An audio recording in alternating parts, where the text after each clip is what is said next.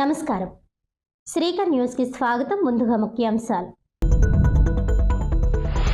విద్యార్థుల భవిష్యత్తును తీర్చిదిద్దేందుకు దాతలు ముందుకు రావాలి. రెప్కో సిఎస్ఆర్ నిధులతో బర్మా కాలనీ ఆర్సీఎస్ పాఠశాలలకు సౌకర్యాలు కల్పన. నగరంలో వేగంగా అభివృద్ధి పనులు. స్కూల్ స్టేజ్ నుంచి గుంటల నిర్మూలన వరకు అభివృద్ధి. ఎమ్మెల్యే ఆదిరెడ్డి శ్రీనివాస్.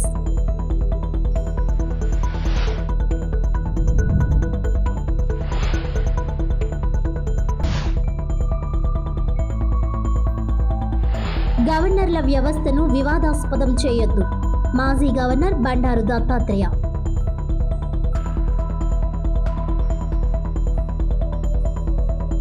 అభివృద్ధి పదంలో ఆర్యాపురం కోఆపరేటివ్ బ్యాంక్ 18 నెలల్లో CD రేషియో పెంచాం. డిపాజిట్లు పెరిగేలా చేశాం. 100 కోట్లకు పైగా NPA లోన్లు రికవరీ చేశాం. శాప్ ఆంక్షలను రిజర్వ్ బ్యాంక్ ఎత్తివేసేలా చేయగలిగాం. Bank chairman Challa Shankarrao.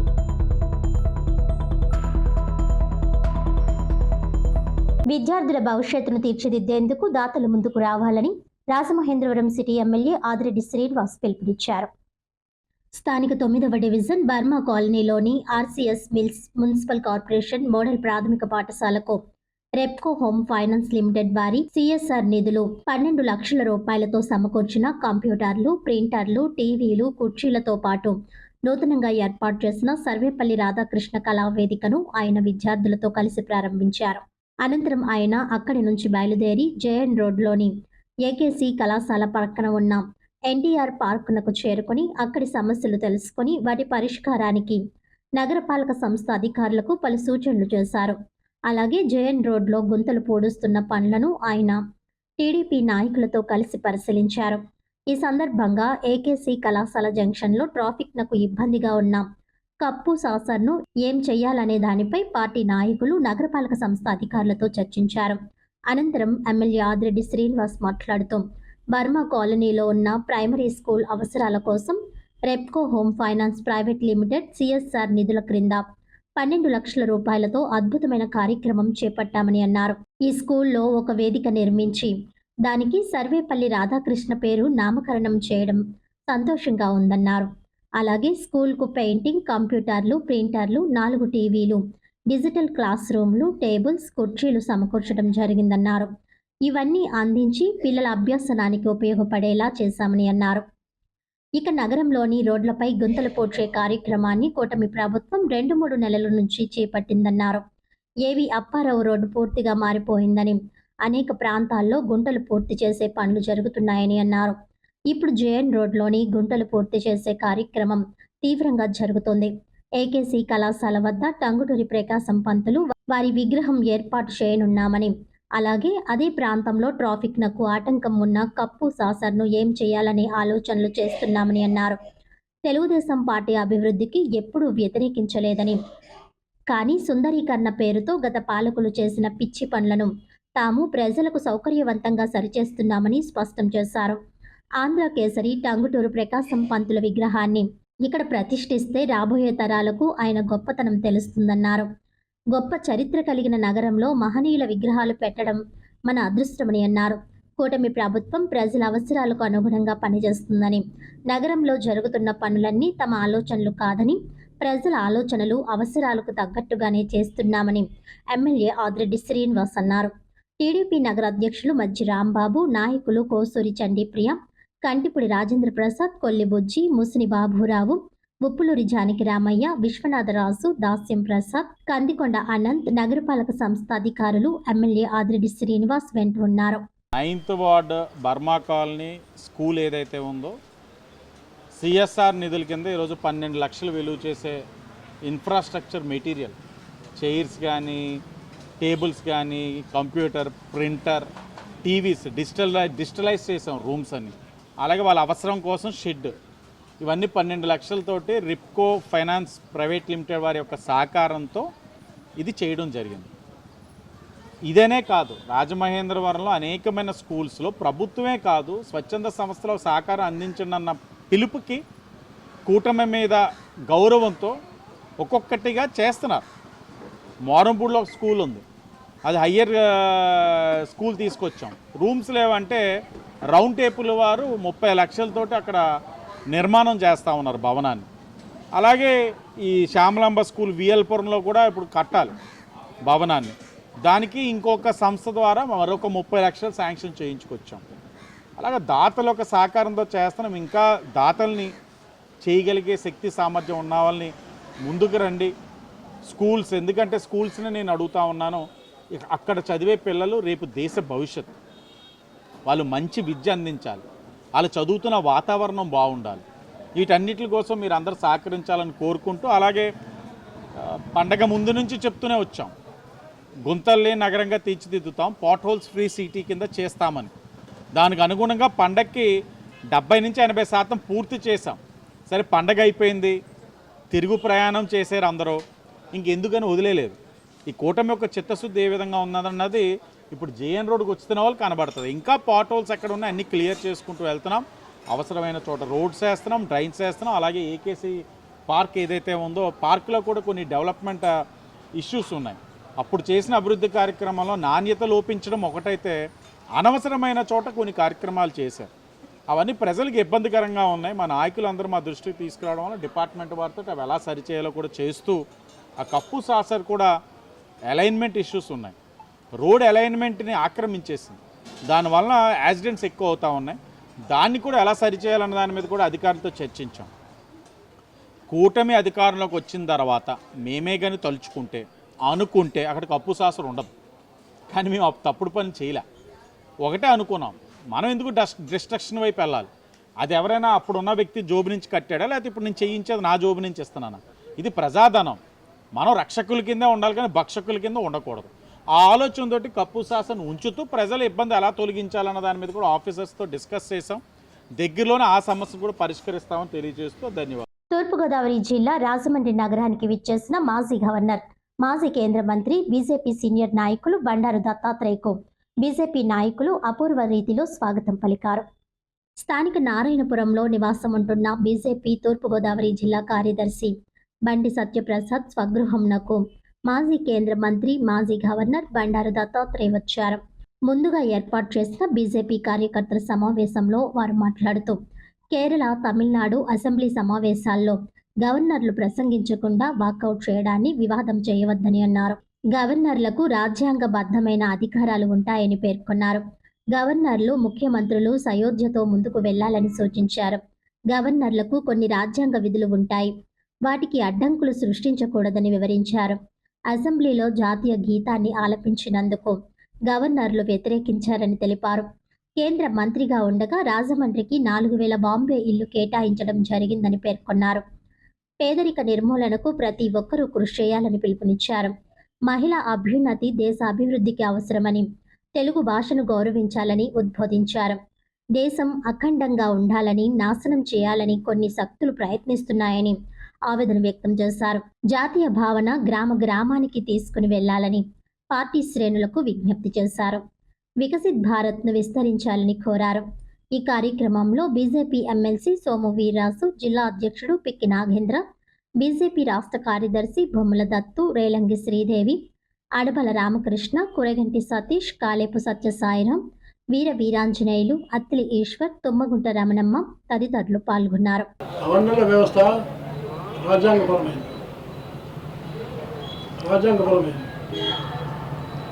కాబట్టి గవర్నర్లకు కొన్ని రాజ్యాంగమైన విధులు ఉంటాయి. ఆ రాజ్యాంగమైన విధులకు ఏదైనా అడ్డం వస్తే గవర్నర్ తన ఆలోచన చేస్తాడు. కాబట్టి దాన్ని మనం వివాదాస్పదం చేయొద్దని కోరుతున్నాం. రాష్ట్ర ప్రభుత్వాలు కూడా ఆలోచించుకోవాలి. ఎందుకంటే కేవలం గవర్నరే కాదు,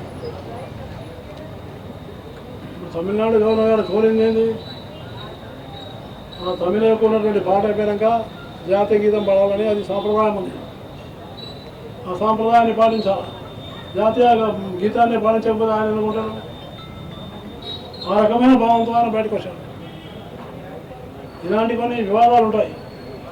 కాబట్టి రాష్ట్ర ప్రభుత్వాలు కూడా గవర్నర్లతో సమైక్యంగా ఉండి సరైనటువంటి ఒక వాతావరణం నిర్మాణం చేయాలి.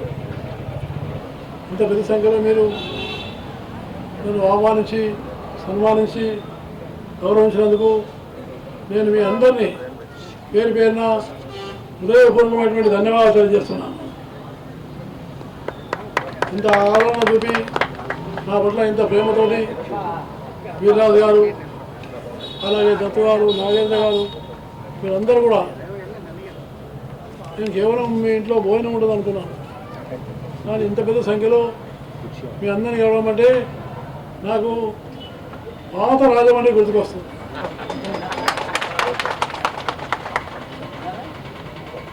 అప్పుడు ఎప్పుడు రాజమండ్రికి వస్తే వీరరాజు గారు ఇప్పుడు చెప్పినటువంటి ప్రాంతాలన్నింటిలో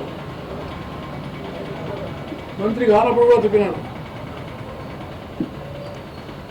తిప్పి ఇవి అగ్ని ప్రమాదానికి గురవుతాయి కాబట్టి వీటికి శాశ్వతమైనటువంటి పరిష్కారం చేయాలని ఆయన అప్పటి ప్రభుత్వంతో అధికారులతో అనేకమైనటువంటి చర్చ జరిపి పోరాటం చేసి సాధించినటువంటి మహానాయకుడు సోమ వీర్రాజు గారని నేను మీకు సభాపతి. వారికి నిజంగా తోడున్నటువంటి మహిళా సోదరి మనం కూడా ఈరోజు అభినందిస్తా ఉన్నాను. అందుకని ఆనాడు నేను పట్టణాభివృద్ధి శాఖ మంత్రి అయినాను. వాజ్పేయి గారు ప్రధానమంత్రి ఉన్నారు. వాజ్పేయి గారు ఆయన చాలా గొప్ప రాజకీయవేత్తనే కాదు, మానవతావాది. అటల్ బిహారీ వాజ్పేయి గారు అన్నారు, నువ్వు పట్టణాభివృద్ధి శాఖ మంత్రి కదా, ఎక్కడైతే మురికిమాలు ఉన్నాయో, ఎక్కడైతే స్లమ్స్ అంటారు, అవి మనము లేకుండా నిర్మూలించాలి. ఆర్యాపురం కోఆపరేటివ్ అర్బన్ బ్యాంక్ తమ పాలక వర్గం హయాంలో అభివృద్ధి పదంలో పయనిస్తోందని బ్యాంకు చైర్మన్ చల్లా శంకర్రావు తెలిపారు. గురువారం బ్యాంకులో ఏర్పాటు చేసిన మీడియా సమావేశంలో ఆయన మాట్లాడుతూ తమ పాలక వర్గం రెండోసారి బాధ్యతలు చేపట్టిన ఈ 18 నెలల కాలంలో 134.28 కోట్ల రూపాయలు రుణాలు మంజూరు చేశామని, దీంతో మొత్తం 537.32 కోట్ల రుణాలు ఇచ్చామని, తద్వారా బ్యాంకు సిడి రేషియోను 77.15కు చేర్చి బ్యాంకుకు లాభాలు ఎక్కువగా సమకూర్చామని చెప్పారు. అలాగే ఈ 18 నెలల కాలంలో 18.16 కోట్ల రూపాయల డిపాజిట్లు సేకరించడంతో మొత్తం డిపాజిట్ల సంఖ్య 696.57 కోట్లకు పెరిగిందని ఆయన వివరించారు. 100 కోట్లకు పైబడి ఎన్పిఏ లోన్లు రికవరీ చేసి ఎన్పివిను 6% లోపు ఉంచడం జరిగిందని, దీనివల్ల బ్యాంకుపై ఉన్న శాప్ ఆంక్షలను రిజర్వ్ బ్యాంక్ ఎత్తివేసేలా చేయగలిగామని చల్లా శంకర్రావు చెప్పారు. వైసీపీ పాలనలో 4 ఏళ్లు బ్యాంకు సభ్యులకు డివిడెండ్ ఇవ్వలేదని తమ పాలక వర్గం ఎన్నికయ్యారు. 2024-25 లాభాల నుంచి సుమారు 95,000 మంది సభ్యులకు 1.97 కోట్ల రూపాయలు 12% డివిడెండ్గా ప్రకటించామని చైర్మన్ చల్లా శంకర్రావు చెప్పారు. సైబర్ నేరాల నుంచి బ్యాంకు సభ్యుల డేటా సురక్షితంగా ఉంచేందుకు క్లౌడ్ బేస్డ్ బ్యాంకింగ్కు మార్చామని ఆయన తెలిపారు. ఖాతాదారులకు మొబైల్ బ్యాంకింగ్ సేవలు అందించేందుకు చర్యలు చేపట్టామని వివరించారు. ఈ 18 నెలల్లో 80 లక్షల రూపాయలు ఇన్కమ్ ట్యాక్స్ రీఫండ్ రాబట్టామని ఆయన చెప్పారు. బంగారు ఆభరణాలపై గ్రాముకు 1,000 రూపాయల వరకు రుణాలు మంజూరు చేస్తున్నామని చెప్పారు. కోటగుమ్మం బ్రాంచ్ను నూతన భవనంలోకి మార్చి లాకర్ల హన్ను ఏర్పాటు చేశామని చెప్పారు. చైర్మన్గా తనకు ఏడాది పాటు వచ్చిన గౌరవ వేతనం 4.68 లక్షలను ప్రతిభ కలిగిన 55 మంది పేద విద్యార్థులకు ఆర్థిక సహాయంగా రాజమండ్రి సిటీ ఎమ్మెల్యే ఆదిరెడ్డి శ్రీనివాస్ చేతుల మీదుగా అందజేశామని చల్లా శంకర్రావు వివరించారు. గతంలో వేసిన 51 విచారణకు సంబంధించిన అంశం కోర్టులో ఉందని ఆయన తెలిపారు. విలేకరుల సమావేశంలో డైరెక్టర్లు యనమల రంగబాబు, పదాల శ్రీను, బుడిగ నవి, ఎర్రమొతు ధర్మరాజు, పిల్లి శ్యామ్ సుందర్, తురకల నిర్మల తదితరులు పాల్గొన్నారు. లోన్స్ విషయంకి వచ్చేటప్పటికి మేము పదవి బాధ్యతలు చేపట్టేటప్పటికి అంటే 23/7/24 తేదీ నాటికి 403 కోట్లు ఉండేదండి. లోన్స్ 403 కోట్లు ఉండేది. మీ బాధ్యత తీసుకునేటప్పటికి 31/12 అంటే మొన్న డిసెంబర్ 31 18 మాసాలకి 537 కోట్లకి మేము తీసుకెళ్ళాము. 537 కోట్లకి తీసుకెళ్ళాము. అంటే 18 మాసాల్లో 134 కోట్ల రూపాయలు లోన్స్ తీసుకురావడం జరిగింది. ఇది చిన్న విషయం కాదు, చాలా పెద్ద అచీవ్మెంట్ అండి. 18 మాసాల్లో 137 కోట్లు, 106 సంవత్సరాలకి 403 కోట్ల రూపాయలు ఉంటే 18 మాసాలకే 134 కోట్ల రూపాయలు మొత్తం మా డైరెక్టర్లు, మా ప్యానల్ అందరూ కూడా ఇన్ని లోన్స్ తీసుకురావడం జరిగింది. ఇది చిన్న విషయం కాదు, ఇది మొత్తం మా చరిత్రలోనే, మా బ్యాంక్ యొక్క చరిత్రలోనే ఇది చెప్పుకోవచ్చు. ఇది అంటే దాన్ని 77.15 చేసి బ్యాంక్ లాభాలు ఎక్కువగా సమకూర్చడానికి లోన్స్ బాగా పరిగణిస్తుందండి. అలాగే సిడి రేషియో కూడా మేము ఉండేటప్పుడు 59.41 ఉండేది, వచ్చేటప్పటికి అది 77 పాయింట్కి వెళ్ళింది. ఇప్పుడు 59 నుంచి 77 పాయింట్కి వెళ్ళింది. సిడి రేషియో అనేది చాలా ఇంపార్టెంట్. దీని మీదే బ్యాంక్ యొక్క మొత్తం ప్రగతి అంతా కూడా సాధించి ఉంటుంది. మేము వచ్చేటప్పటికి 59% ఉంటే ఇప్పుడు 77% ఉంటుంది. అది కూడా అంత బ్రహ్మాండంగా సిడి రేషియో పెంచడం జరిగింది. అలాగే డిపాజిట్ విషయంలో మేము వచ్చేటప్పటికి 678 కోట్లు ఉంది. 31/12 నాటికి 696 కోట్లు ఉందండి. అంటే 18 కోట్లు డిపాజిట్స్ పెరగడం జరిగింది. డిపాజిట్స్ మటుకు కోట్లు అది 18 కోట్లే జరిగింది. లోన్స్ మటుకు ఎక్కువ బాగా జరిగింది.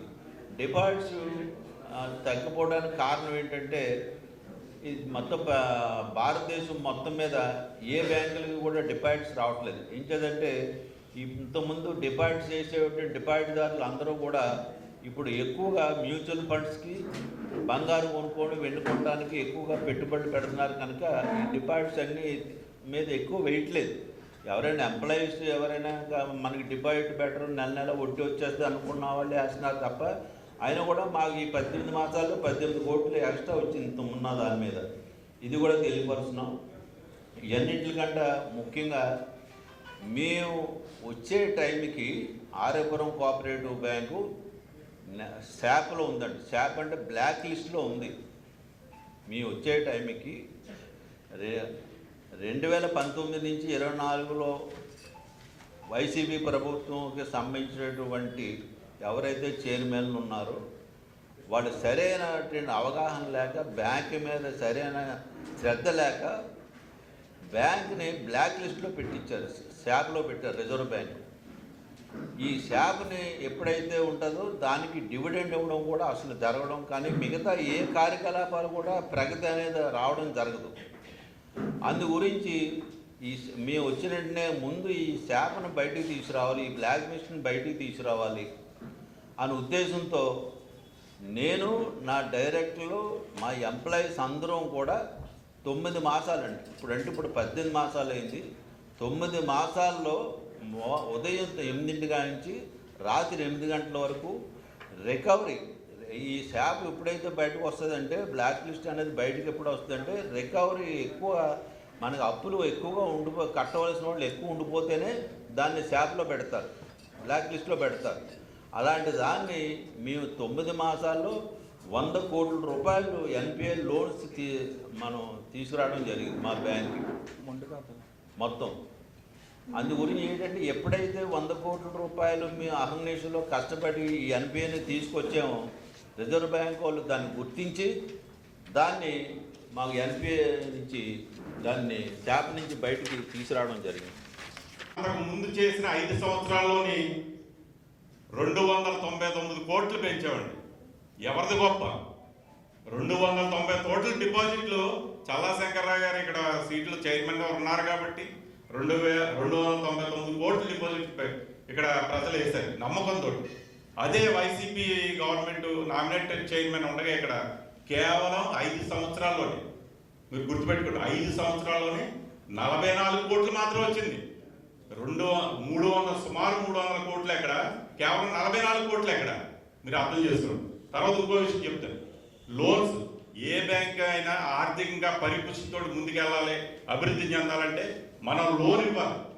లోన్ ఇచ్చి ఆ కస్టమర్ దగ్గర నుంచి వచ్చి వడ్డీతోటి మనకు డిపాజిట్ ద్వారా ఇచ్చి వడ్డీకి మధ్యలో ఉండే మార్జిన్ ఏదైతే ఉందో 2%, 3%, ఆ మార్జిన్తో వచ్చే లాభాలని మన బ్యాంక్ డెవలప్మెంట్కి, సిబ్బంది జీతాలకి, ఈ మెయింటెనెన్స్కి ఉపయోగిస్తాం. మనం లోన్ ఇవ్వకుండా మన డబ్బు అంతా గళ్ళబెట్లో పెట్టుకుని ఇలా దినపెట్లో పెట్టి కూర్చుంటే బ్యాంకు కుదేలైపోయి నష్టాల్లోకి వెళ్ళిపోతుంది. మేము 414 కోట్లండి. అయితే వాళ్ళు లోనింగ్ చేయడం మానేసి తిరోగమనం అక్కడ ఉన్న లోన్లు 403 లోన్లకి చేస్తారు. అంటే 8 కోట్లు ఇంకా తగ్గిపోయింది.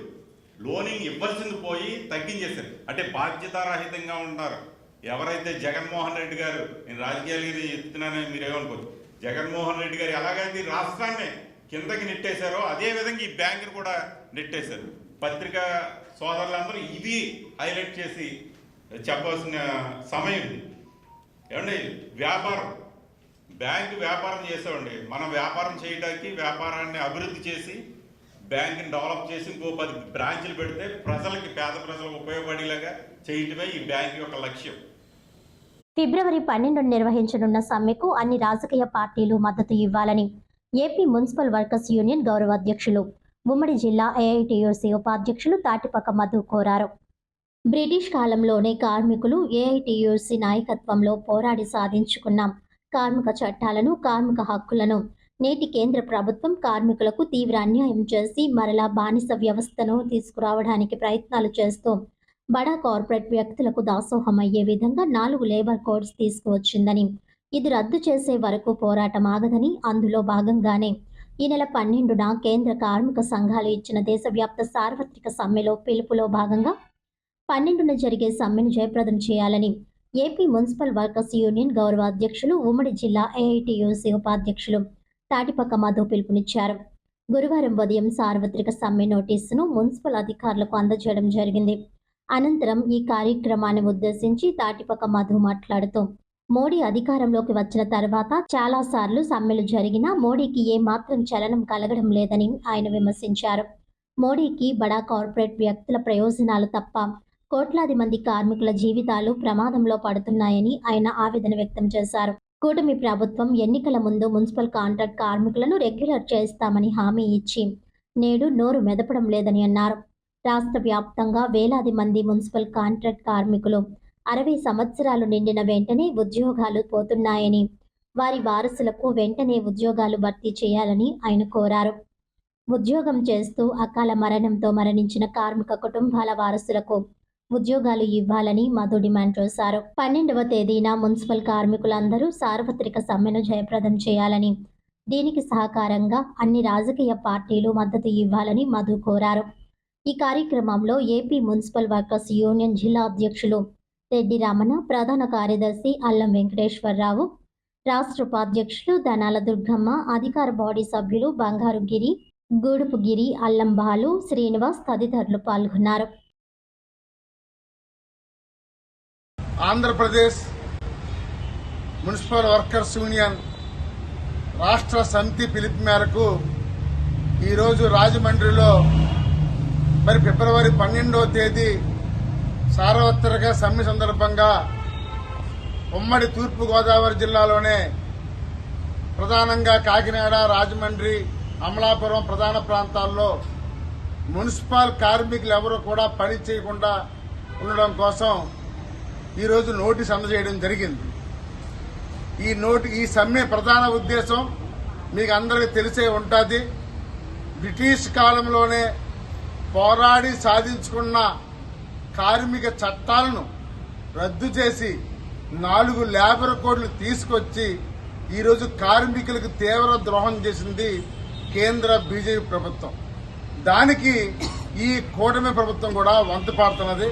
అందుకనే 12వ తేదీ నాడు మరి సంఘటిత, అసంఘటిత రంగ కార్మికులందరూ కూడా ఆ రోజు ఎవరో పనికి వెళ్లకూడదని మొత్తం ఉమ్మడి జిల్లాలోనే ఆ రోజు కార్మికుల బంద్, ఎవరో పని చేయము, ఏమి ముట్టుకోము కాబట్టి అన్ని వరకు దీన్ని జయప్రదం చేయాలనుకుంటున్నాం. ఎందుకంటే ప్రధానంగా కాంట్రాక్ట్ కార్మికుల్ని పర్మనెంట్ చేయమని, ఆప్కాస్ట్ని రద్దు చేయమని, మూడవది ఏదైతే డెత్ 60 సంవత్సరాలు నిండున్నారో వెంటనే ఉద్యోగాలు వాళ్ళ వారసులకు ఇమ్మని ప్రధాన డిమాండ్లతో నోటీస్ ఇచ్చాం. కాబట్టి దీనికి అన్ని రాజకీయ పార్టీలు కూడా మా కార్మికుల సమ్మెను జయప్రదం చేయాలని కోరుతున్నాము. ధవళేశ్వరం సాయిబాబా గుడి వద్ద నూతనంగా నిర్మిస్తున్న పంప్ హౌస్ 2వ అంతస్తు స్లాబ్ వేస్తుండగా ప్రమాదవశాత్తు స్లాబ్ కూలిపోయింది. రాజమహేంద్రవరం రూరల్ ధవళేశ్వరం సాయిబాబా గుడి వద్ద నూతనంగా నిర్మిస్తున్న పంప్ హౌస్ నిర్మాణంలో భాగంగా నేడు 2వ అంతస్తు స్లాబ్ వేస్తుండగా ప్రమాదవశాత్తు స్లాబ్ కూలిపోవడం జరిగింది. ప్రమాదంలో ఒకరు మృతి చెందగా మరో 3 గాయాల పాలయ్యారు.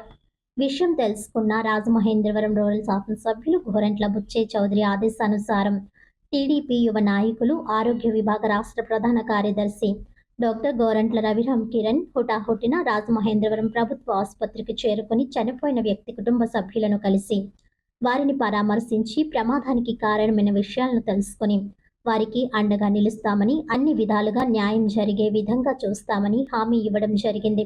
అనంతరం క్షతగాత్రులను పరామర్శించి వారికి అన్ని విధాలుగా మెరుగైన వైద్యం అందించే విధంగా ప్రభుత్వ వైద్యాధికారులతో మాట్లాడి గాయపడిన వారందరికీ న్యాయం జరిగేలా చూస్తామని భరోసా ఇవ్వడం జరిగింది. ఈ సందర్భంగా రవిరామ్ కిరణ్ మీడియాతో మాట్లాడుతూ ఈరోజు ధవళేశ్వరంలో జరిగిన సంఘటన చాలా బాధాకరమని ఆయన అన్నారు. రోజు చేసే పని అయినప్పటికీ దురదృష్టవశాత్తు నేడు ఒకరు ప్రాణాలను కోల్పోవడం చాలా విచారకరమని, మిగతా 3 త్రుటిలో ప్రాణాపాయం తప్పి గాయాలతో బయటపడ్డారని, వారందరినీ కలిసి పరామర్శించి వారికి సకాలంలో చికిత్స అందించామని వైద్యులకు తెలియజేశామని ఆయన అన్నారు. గాయపడిన వారికి అండగా ఉంటామని హామీ ఇవ్వడం జరిగింది.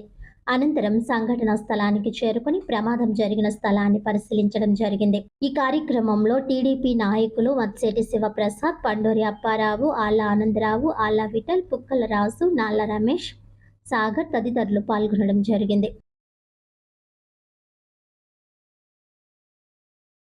రాజమహేంద్రవరం కోటగుమ్మంలోని ప్రభుత్వ బాలుర పర్యవేక్షణ గృహంను తూర్పుగోదావరి జిల్లా న్యాయ సేవాధికార సంస్థ కార్యదర్శి మరియు సీనియర్ సివిల్ జడ్జ్ ఎన్ శ్రీలక్ష్మి గురువారం సందర్శించి అక్కడి వసతులను పరిశీలించారు.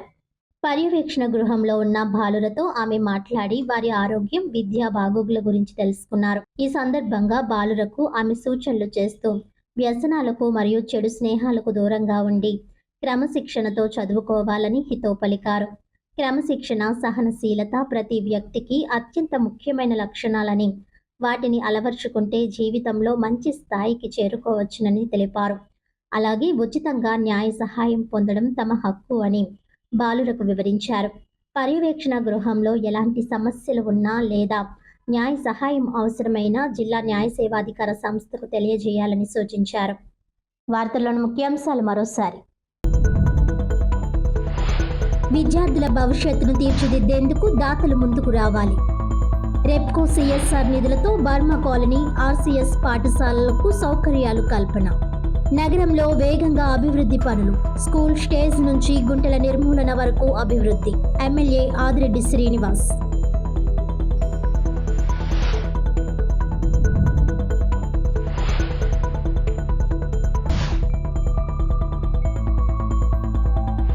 గవర్నర్ల వ్యవస్థను వివాదాస్పదం చేయొద్దు. మాజీ గవర్నర్ బండారు దత్తాత్రేయ.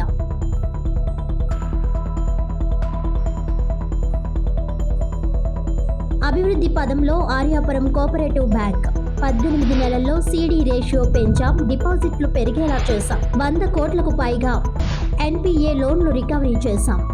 శాప్ ఆంక్షలను రిజర్వ్ బ్యాంక్ ఎత్తివేసేలా చేయగలిగాం. Bank chairman Challa Shankarrao.